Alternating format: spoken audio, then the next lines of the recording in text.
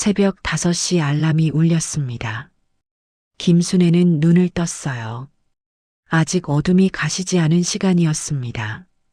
침대에서 일어나 낡은 원피스를 입고 머리를 단정하게 묶었어요. 거울을 봤습니다. 58살의 얼굴이 비쳤어요. 주름이 깊어졌고 머리카락에는 흰머리가 섞여 있었습니다. 순애는 한숨을 쉬었어요. 세월이 빠르다는 생각이 들었습니다. 오늘도 어제와 같은 하루가 시작됐어요. 좁은 방을 나와 복도를 지나 주방으로 향했습니다. 큰 저택의 주방은 순애의 작은 방보다 훨씬 넓었어요. 스테인리스로 된 싱크대와 최신식 오븐이 있었습니다. 순애는 앞치마를 두르고 아침 준비를 시작했어요. 먼저 밥을 안치고 국을 끓였습니다. 된장찌개였어요. 회장님이 좋아하는 메뉴였습니다. 계란말이를 부치고 김치를 담았어요. 생선을 구웠습니다. 모든 동작이 능숙했어요. 30년 동안 매일 아침 해온 일이었으니까요. 7시가 되자 식구들이 하나둘 식탁에 모였습니다. 먼저 회장님이 오셨어요. 강철호 회장님. 70을 넘긴 나이였지만 여전히 카리스마가 있었습니다. 회색 정장을 입고 계셨어요.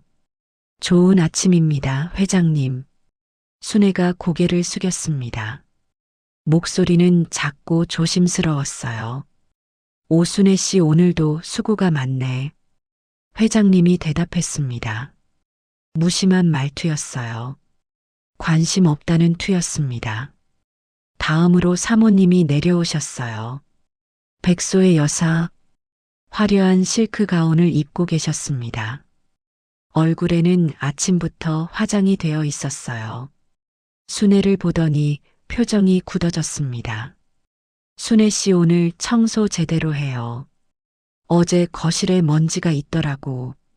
사모님의 목소리는 차갑고 날카로웠어요. 죄송합니다, 사모님. 오늘 다시 하겠습니다. 순애는 고개를 더 깊이 숙였어요. 마지막으로 아들이 나타났습니다. 강민준, 31살. 키가 크고 잘생긴 청년이었어요. 명문대를 나와 지금은 회사 부사장으로 일하고 있었습니다.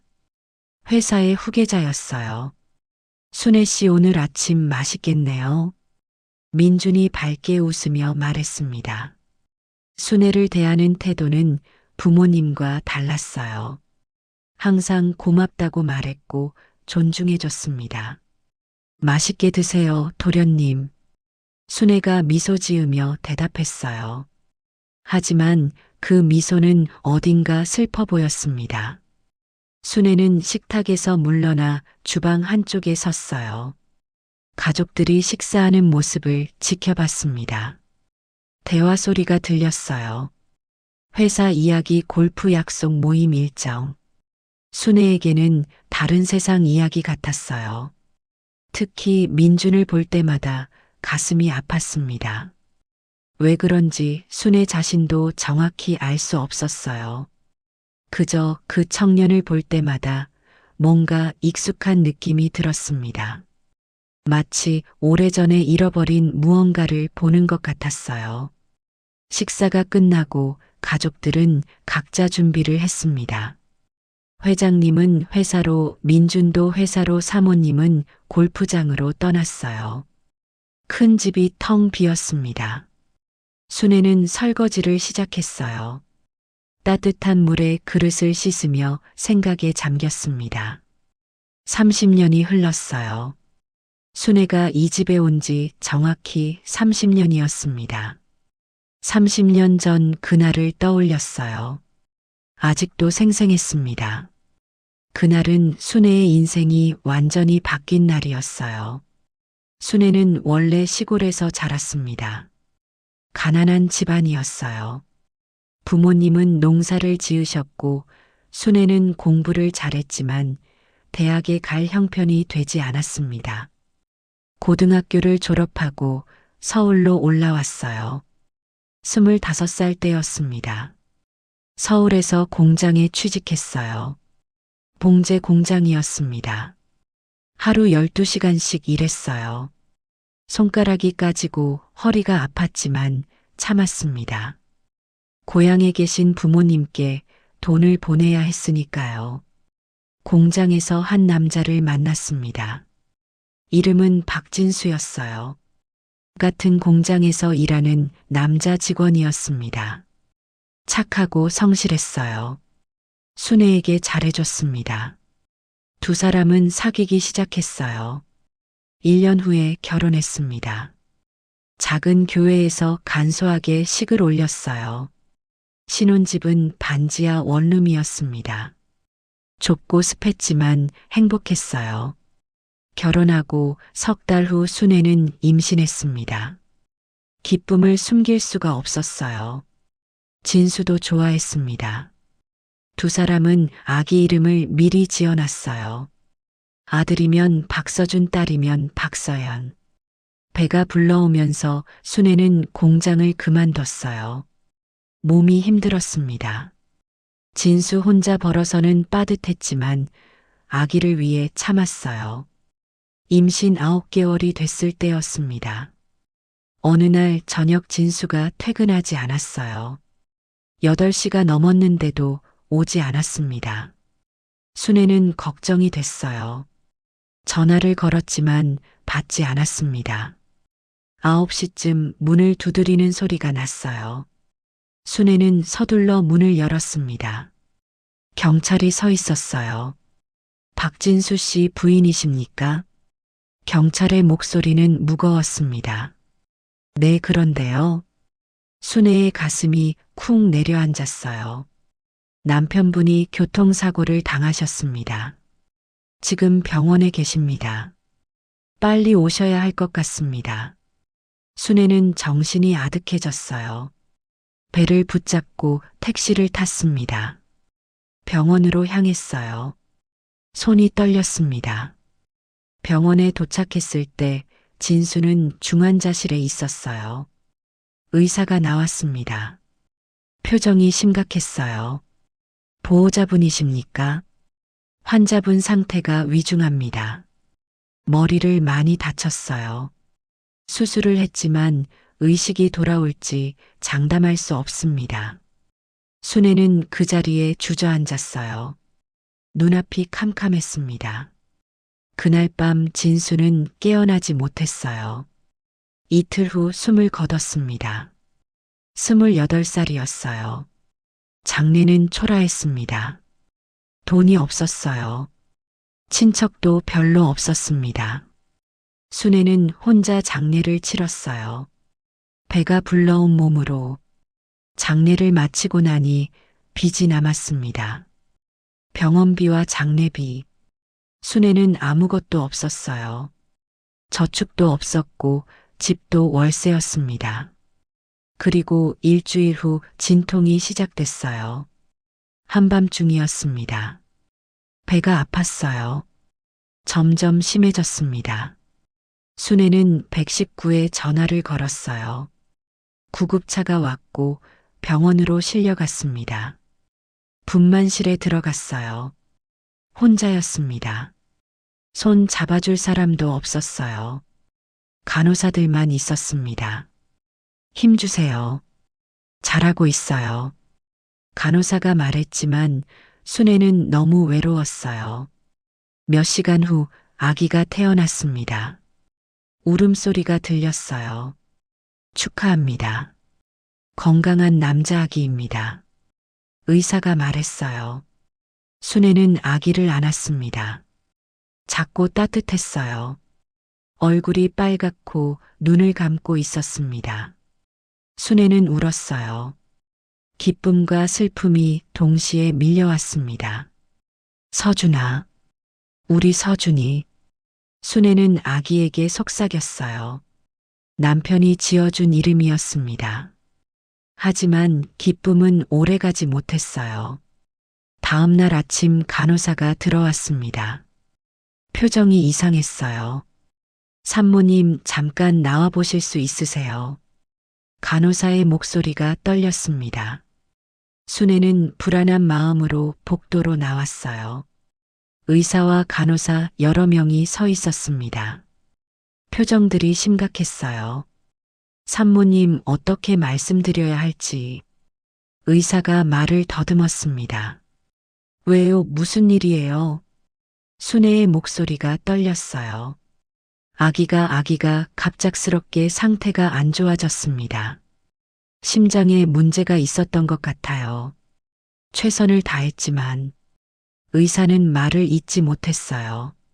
순애의 머릿속이 하얘졌습니다. 무슨 말인지 이해할 수 없었어요. 아기가 돌아가셨습니다. 정말 죄송합니다. 그 순간 순애는 비명을 질렀어요. 무릎이 꺾였습니다. 바닥에 쓰러졌어요. 안 돼요. 방금 멀쩡했는데, 방금 울었는데. 순애는 신생아실로 뛰어갔습니다. 유리창 너머로 인큐베이터가 보였어요. 하얀 천이 덮여 있었습니다. 순애는 유리창을 두드렸어요. 소리 없이 울부짖었습니다. 병원은 조용히 장례를 치러줬어요. 작은 관에 아기를 넣었습니다. 순애는 아기를 안았어요. 차갑고 작은 몸이었습니다. 미안해 서준아. 엄마가 미안해. 순애는 아기에게 계속 사과했어요. 화장을 했습니다. 작은 유골함을 받았어요. 순애는 그걸 안고 병원을 나왔습니다. 그날부터 순애의 삶은 무너졌어요. 남편도 잃고 아기도 잃었습니다. 아무것도 남지 않았어요. 한 달 동안 방에서 나오지 않았습니다. 밥도 먹지 않았어요. 그냥 누워만 있었습니다. 죽고 싶었어요. 하지만 살아야 했습니다. 월세를 내야 했고 빚을 갚아야 했으니까요. 순애는 일자리를 찾기 시작했어요. 신문 구일란을 봤습니다. 여러 곳에 전화를 걸었어요. 그러던 어느 날 한 광고가 눈에 들어왔습니다. 가정부 구함 경기도 성남시 대저택주 6일 근무 월급 80만 원 숙식 제공. 그때는 80만 원이 큰 돈이었어요. 게다가 숙식까지 제공된다니 좋은 조건이었습니다. 순애는 전화를 걸었어요. 면접을 보러 가게 됐습니다. 큰 저택이었어요. 담장이 높았고 정원이 넓었습니다. 순애는 긴장하며 초인종을 눌렀어요. 문이 열렸습니다. 사모님이 나왔어요. 백소의 여사였습니다. 김순애 씨죠. 들어오세요. 사모님의 목소리는 차갑고 권위적이었어요. 집안을 둘러봤습니다. 화려했어요. 샹들리에가 달려있고 대리석 바닥이 반짝였습니다. 순애가 살던 반지하와는 천지 차이였어요. 일은 간단해요. 청소 빨래 요리. 아침 5시 기상해서 밤 9시까지. 일요일은 쉬고. 방은 지하에 있어요. 알겠어요. 네, 알겠습니다. 순애는 고개를 숙였어요. 그런데 한 가지. 사모님이 말했습니다. 우리 가족사에 절대 관심 갖지 마세요. 일만 하면 돼요. 알겠죠? 네, 물론입니다. 그렇게 순애는 강씨 집안의 가정부가 됐어요. 일은 힘들었습니다. 집이 너무 넓어서 청소만 몇 시간이 걸렸어요. 빨래도 많았고 요리도 정성스럽게 해야 했습니다. 하지만 참을 만했어요. 월세 걱정이 없었고 밥은 먹을 수 있었습니다. 돈을 모을 수 있었어요. 무엇보다 순애는 일할 때만 다른 생각을 하지 않았습니다. 일에 집중하면 남편과 아기 생각이 덜 났어요. 그게 위안이었습니다. 그렇게 1년이 지났어요. 2년, 3년. 세월이 흘렀습니다. 그러던 어느 날이었어요. 순애가 거실을 청소하고 있을 때였습니다. 사모님이 전화 통화를 하고 있었어요. 목소리가 컸습니다. 그래, 그때 일은 완벽하게 처리됐어. 아무도 모르니까 걱정 마. 병원에서도 입단속 다 됐고, 순애는 걸레질을 멈췄어요. 귀를 기울였습니다. 그 여자는 자기 애가 죽은 줄 알아. 바보처럼. 우리 민준이가 얼마나 잘 크고 있는데 진짜 엄마가 누군지도 모르고. 순애의 심장이 멎는 것 같았어요. 손에서 걸레가 떨어졌습니다.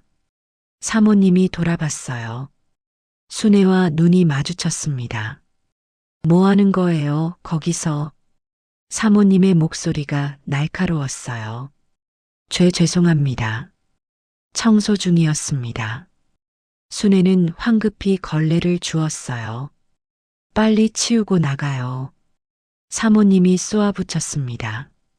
순애는 서둘러 거실을 나왔어요. 하지만 머릿속은 복잡했습니다. 방금 들은 대화가 무엇을 의미하는 걸까요? 누군가의 아기가 죽은 줄 알고 있다. 하지만 실제로는 살아있다. 민준이가 진짜 엄마를 모른다. 순애는 가슴이 두근거렸어요. 설마 그럴 리가. 하지만 생각이 꼬리를 물고 이어졌습니다. 30년 전 병원에서 일어난 일. 아기가 갑자기 죽었다는 말. 너무 갑작스러웠던 것. 순애는 떨리는 손으로 달력을 봤어요. 계산을 했습니다. 민준이는 31살이었어요. 30년 전에 태어났습니다. 순애의 아기 서준이도 30년 전에 태어났어요. 같은 병원에서. 순애는 숨이 막혔습니다. 설마 민준이가 내 아들이라는 건가요? 그날 밤 순애는 잠을 이룰 수 없었어요. 계속 생각했습니다. 말도 안 되는 일 같았지만 뭔가 맞아떨어지는 것 같았어요. 다음 날부터 순애는 민준이를 유심히 관찰하기 시작했어요. 얼굴을 봤습니다. 눈, 코, 입. 돌아가신 남편 박진수와 닮은 구석이 있었어요. 특히 눈매가 비슷했습니다. 귀를 봤어요. 왼쪽 귀 뒤에 작은 점이 있었습니다. 순애도 왼쪽 귀 뒤에 똑같은 점이 있었어요. 유전적 특징이었습니다. 순애의 확신은 점점 강해졌어요. 하지만 어떻게 증명할 수 있을까요? 민준에게 다가가서 DNA 검사를 하자고 할 수도 없었습니다. 누가 믿어주겠어요? 가정부가 갑자기 나타나서 당신이 내 아들이라고 한다면. 순애는 조용히 증거를 모으기 시작했어요. 민준이 쓴 컵을 몰래 챙겼습니다. 머리카락을 주웠어요. 칫솔도 가져갔습니다. 그리고 병원에 갔어요. 개인 병원이었습니다. 의사에게 DNA 검사를 의뢰했어요. 이게 제 아들인지 확인하고 싶어요. 순애가 말했습니다. 알겠습니다. 결과는 2주 후에 나옵니다. 의사가 대답했어요. 2주는 길게 느껴졌습니다. 순애는 매일 불안하게 기다렸어요. 만약 정말 민준이가 자신의 아들이라면 어떻게 해야 할까요? 드디어 결과가 나왔습니다.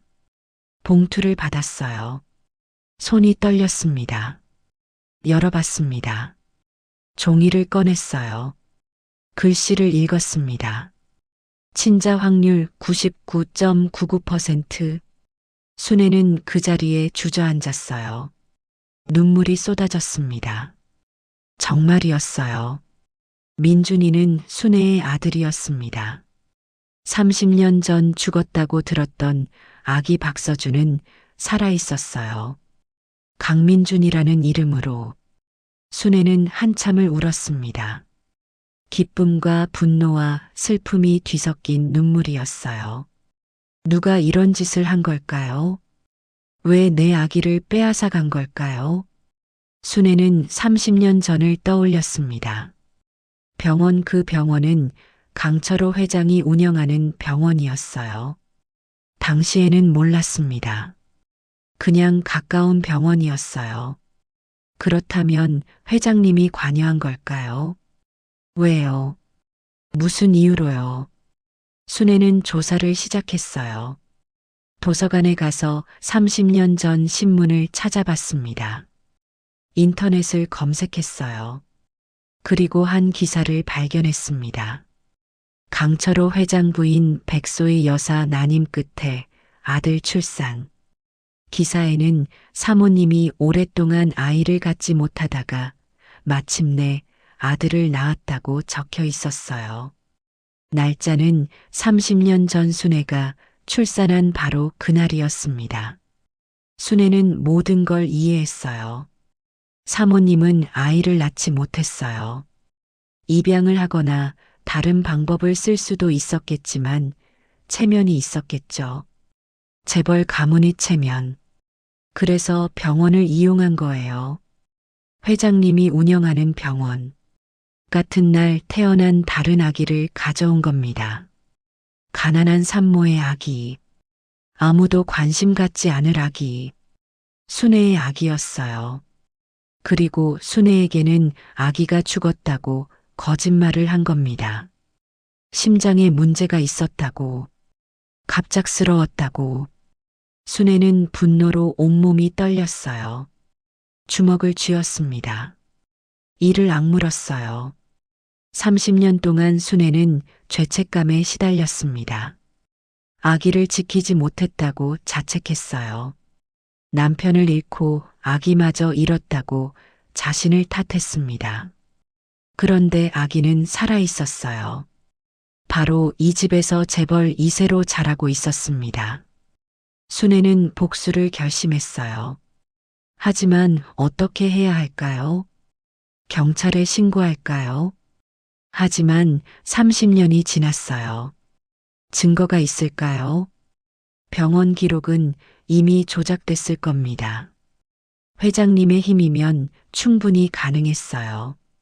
법정에 가도 이길 수 있을까요? 가난한 가정부와 재벌 회장의 싸움. 누가 이길까요? 순애는 다른 방법을 생각했어요. 조용히 움직이기로 했습니다. 먼저 증거를 더 모아야 했어요. 30년 전 병원 기록을 찾아야 했습니다. 순애는 휴일을 이용해 그 병원에 갔어요. 지금은 다른 병원으로 바뀌어 있었습니다. 강 회장이 팔아버린 거예요. 하지만 오래된 기록은 창고에 보관되어 있었어요. 순애는 직원에게 부탁했습니다. 30년 전 제 출산 기록을 찾고 싶어요. 혹시 볼 수 있을까요? 직원은 처음엔 거절했어요. 하지만 순애가 사정하자 마지못해 찾아줬습니다. 오래된 파일이 나왔어요. 먼지가 쌓여 있었습니다. 순애는 파일을 펼쳤어요. 출산 기록이 있었습니다. 산모 김순애 남아 출생, 그리고 사망 기록. 하지만 뭔가 이상했어요. 기록이 수정된 흔적이 있었습니다. 지워진 글씨 위에 다시 쓴 글씨가 보였어요. 순애는 스마트폰으로 사진을 찍었습니다. 모든 페이지를 찍었어요. 그리고 같은 날 다른 출산 기록도 찾았습니다. 백소의 산모 남아 출생. 하지만 이건 이상했어요. 백소희는 당시 다른 병원에 입원한 기록이 있었습니다. 불임 치료를 받던 병원이었어요. 출산한 기록은 없었습니다. 증거가 모이고 있었어요. 순애는 또 다른 사람을 찾아갔습니다. 30년 전 그 병원에서 일했던 간호사였어요. 은퇴해서 지금은 시골에 살고 있었습니다. 순애는 기차를 타고 찾아갔어요. 작은 마을이었습니다. 간호사는 이제 60이 넘은 할머니가 되어 있었어요. 순애를 보더니 고개를 갸우뚱했습니다. 누구세요? 30년 전 선생님이 계시던 병원에서 출산한 김순애입니다. 기억하실지 모르겠지만 간호사는 잠시 생각하더니 얼굴이 굳어졌어요. 아, 그때 그 산모. 아기가 돌아가셨던. 네. 순애는 고개를 끄덕였어요. 그런데 사실은 제 아기가 죽지 않았어요. 누군가 바꿔치기 한 겁니다. 간호사의 얼굴이 창백해졌습니다. 어떻게 아셨어요? 증거가 있습니다. DNA 검사도 했고요. 그래서 여쭤보고 싶어요. 30년 전 그날 무슨 일이 있었는지. 간호사는 한참을 망설이더니 입을 열었어요. 저도 이상하다고 생각했어요. 그날 당신 아기는 건강했거든요. 아무 문제가 없었어요. 그런데 갑자기 원장님이 오셔서 아기를 데려가셨어요. 다른 병실로 옮긴다고. 그리고요. 1시간 후에 아기가 죽었다고 발표됐어요. 저는 이상했지만 뭐라 할 수 없었어요. 원장님 지시였으니까. 그리고 그날 같은 시간에 다른 산모 백소희 씨가 아기를 낳았다고 기록됐는데 저는 그 산모를 본 적이 없어요. 간호사의 증언이었어요. 결정적이었습니다. 녹음해도 될까요? 순애가 물었어요. 간호사는 잠시 망설이더니 고개를 끄덕였습니다. 30년 동안 양심의 가책을 느꼈어요. 이제라도 진실을 말해야죠. 순애는 녹음을 했어요. 간호사의 증언을 전부 기록했습니다. 이제 증거가 충분했어요. DNA 검사 결과, 병원 기록, 간호사 증언. 순애는 변호사를 찾아갔습니다. 법률구조공단이었어요. 무료 상담을 받을 수 있었습니다. 변호사는 순애의 이야기를 듣고 서류를 검토했어요. 심각한 표정이었습니다. 이건 명백한 범죄입니다. 유괴죄에 해당해요. 공소시효가 지났지만 민사상 손해배상은 청구할 수 있습니다. 그리고 친자 확인 소송을 할 수 있어요. 정말요? 이길 수 있을까요? 증거가 탄탄합니다. 충분히 싸워볼 만해요. 순애는 용기를 냈어요. 소송을 준비하기로 했습니다. 하지만 그 전에 해야 할 일이 있었어요. 민준에게 말해야 했습니다. 어느 날 저녁 민준이 늦게 퇴근했어요. 순애는 부엌에서 기다리고 있었습니다. 도련님 잠깐 말씀드릴 게 있는데요. 순애가 조심스럽게 말했어요. 네, 순애 씨 무슨 일이세요? 민준은 미소를 지었습니다. 순애는 숨을 깊이 들이쉬었어요. 떨리는 목소리로 말했습니다. 사실은 도련님과 제가 남이 아니에요. 네, 무슨 말씀이세요? 민준이 고개를 갸우뚱했어요. 도련님은 제 친아들입니다. 순간 침묵이 흘렀어요. 민준은 황당하다는 표정을 지었습니다. 순애 씨 무슨 농담을. 농담이 아니에요. 순애는 가방에서 서류를 꺼냈습니다. DNA 검사 결과, 병원 기록, 간호사 증언. 모든 걸 보여줬어요. 30년 전 병원에서 도련님이 바뀐 겁니다. 제 아들이 도련님이고 도련님은 제가 낳았어요. 민준의 얼굴이 창백해졌어요. 서류를 받아들었습니다. 한 장 한 장 읽었어요. 이럴 수가. 민준의 손이 떨렸습니다. 그러니까 제가 강철호 회장님의 친아들이 아니라는 거예요. 제 친어머니는 순애 씨고요. 네. 순애의 눈에서 눈물이 흘렀습니다. 30년 동안 찾았어요. 도련님을. 민주는 소파에 주저앉았어요. 머리를 감싸쥐었습니다. 믿을 수가 없어요. 제 인생이 통째로 거짓말이었다는 건가요? 두 사람은 한참을 말없이 앉아 있었어요. 민준이 먼저 입을 열었습니다. 증명할 수 있어요. 다시 검사를 하고 싶어요. 얼마든지요. 순애가 대답했어요. 다음 날 두 사람은 함께 병원에 갔습니다. 공식적인 친자 검사를 받았어요. 일주일 후 결과가 나왔습니다. 똑같았어요. 친자 확률 99.99%. 민주는 충격에 빠졌어요. 며칠 동안 회사도 나가지 않았습니다. 방에 틀어박혀 생각에 잠겼어요. 부모님이라고 믿었던 사람들, 회장님과 사모님, 그들은 사실 남이었어요. 자신을 훔쳐온 사람들이었습니다. 그리고 30년 동안 가정부로 일했던 순애 씨, 그분이 진짜 어머니였어요. 민주는 혼란스러웠습니다. 뭘 어떻게 해야 할지 몰랐어요. 하지만 한 가지는 확실했습니다. 진실을 밝혀야 했어요.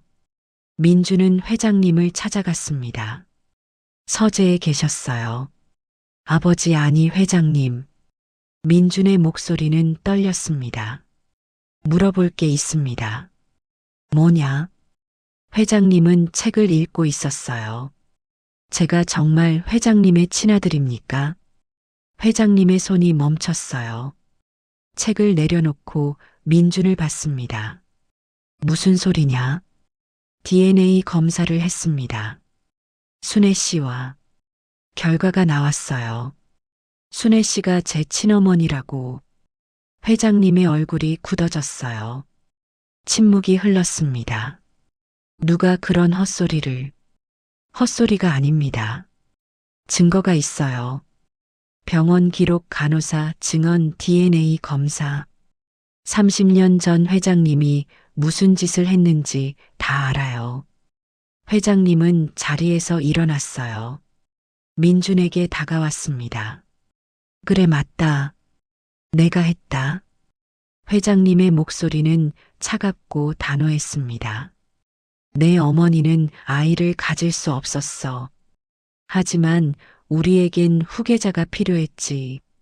그래서 너를 데려온 거야. 가난한 집 아이를 재벌로 키워줬어. 감사해야지. 민주는 믿을 수 없다는 표정을 지었어요. 감사하라고요. 다른 사람의 아이를 훔쳐놓고요. 훔친 게 아니야. 구해준 거지. 내가 그 가난한 여자 밑에서 자랐으면 어떻게 됐겠어. 지금처럼 좋은 교육받고 좋은 삶 살 수 있었겠냐. 그건 회장님이 결정할 일이 아니잖아요. 제 인생은 제 거예요. 순애 씨의 아들로 사는 게 제 운명이었어요. 운명. 회장님이 비웃었습니다. 운명은 만드는 거야. 내가 내 운명을 바꿔준 거지. 민주는 고개를 저었어요. 더 이상 대화가 통하지 않았습니다. 법정에서 뵙겠습니다. 민준이 말했어요. 뭐라고? 회장님의 목소리가 높아졌습니다. 소송하겠습니다. 친자 확인 소송. 그리고 손해배상 청구. 너 미쳤구나. 내가 지금 뭘 하는 건지 알아. 이 집안에서 쫓겨날 거야. 재산도 지위도 다 잃을 거야. 상관없습니다. 전 진실이 더 중요해요. 민주는 돌아서 나갔어요. 회장님의 고함 소리가 뒤에서 들렸지만 돌아보지 않았습니다. 다음 날 순애와 민주는 함께 법원에 소장을 제출했어요. 친자관계 부존재 확인 소송이었습니다. 강철호 회장과 백소희는 민준의 법적 부모가 아니라는 걸 확인하는 소송이었어요. 그리고 김순애가 진짜 어머니라는 것. 언론이 들끓었습니다. 재벌 가문의 후계자가 사실은 가정부의 아들이라는 충격적인 사실. 기사가 쏟아졌어요. 강철호 회장 30년 전 아기 바꿔치기 의혹 재벌 이세민준 씨 실제로는 가정부 아들 DNA 검사 결과 친자 확률 99.99%. 회장님 측에서도 변호사를 선임했어요. 대형 로펌이었습니다. 반박 자료를 냈어요. 하지만 증거는 명백했습니다. DNA는 거짓말하지 않았어요. 재판이 시작됐습니다. 법정은 사람들로 가득 찼어요. 기자들도 많았습니다. 순애는 증인석에 섰어요. 떨리는 목소리로 30년 전 이야기를 했습니다. 어떻게 아기를 잃었는지, 어떻게 진실을 알게 됐는지.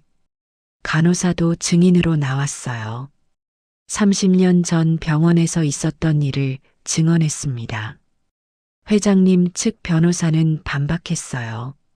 하지만 설득력이 없었습니다. 판사는 모든 증거를 검토했어요. DNA 검사 결과, 병원 기록 증인 진술. 마침내 판결이 나왔습니다. 주문원고 김순애와 피고 강민주는 친자 관계에 있음을 확인한다.